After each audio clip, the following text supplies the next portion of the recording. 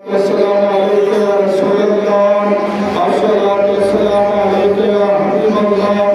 الصلاة والسلام عليك يا رحمة للعالمين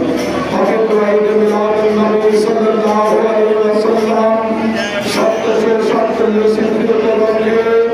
আহলে সুন্নাত ওয়াল জামাত ময়দান নিজামপুর কমিটি কর্তৃক আয়োজিত আজকের আদি মোশন মাহফিলের শ্রদ্ধাভাজন সভাপতি প্রধান অতিথি